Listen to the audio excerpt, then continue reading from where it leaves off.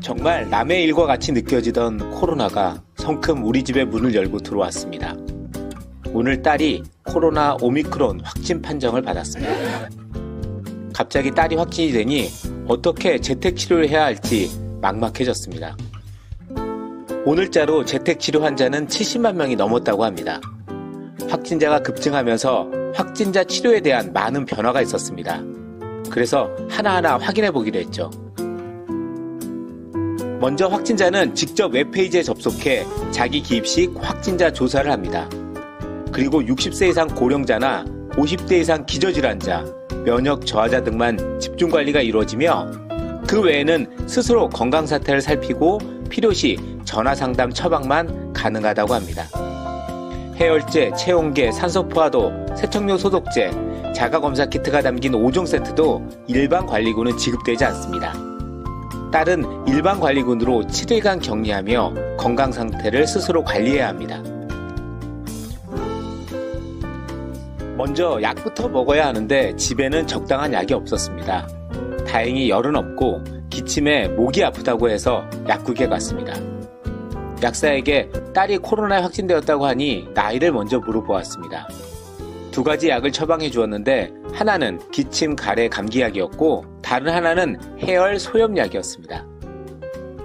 약 준비는 약국에 가서 코로나에 확진되었다고 말하고 약사와 환자 상태를 의논해 준비하면 될 것 같습니다. 만약 동고가족이 없다면 보건소의 도움을 받아야 합니다.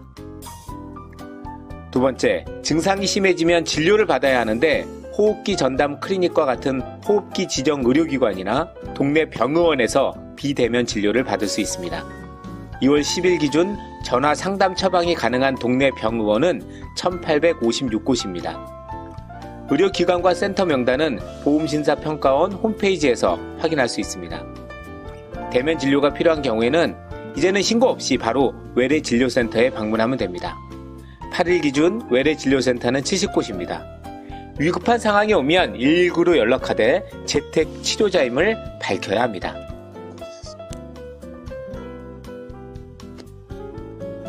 세 번째, 격리 방식도 재편되었습니다. 지금까지는 지자체 공무원이 자가 격리 앱 등을 이용해 확진자와 격리자를 관리해 왔으나 이 체계는 폐지되었고 확진자와 격리자는 지자체 관리 없이 자율적으로 격리 생활을 하면 됩니다. 백신 접종 완료자인 동거인은 격리 없이 일상생활이 가능합니다. 다음 달 3월부터는 확진자의 동거가족은 미접종자 역시 자가격리를 하지 않아도 됩니다. 마지막으로 애완견과 관련된 궁금증입니다. 우리 집에는 애완견이 있는데 딸이 애완견을 너무 예뻐해서 계속 접촉을 해도 되는지 알아보았습니다. 뉴스를 보니 홍콩과 미국에서는 애완견이 코로나에 감염된 사례가 발견되었다고 합니다.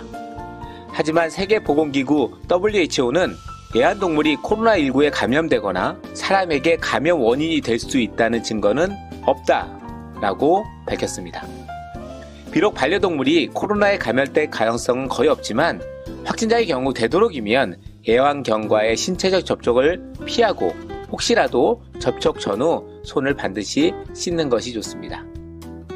앞으로 일주일 딸의 격리와 치료를 도우며 건강이 나빠지지 않도록 잘 돌봐야 할 것 같습니다. 건강 정보를 전달하는 지식 채널 건전지입니다.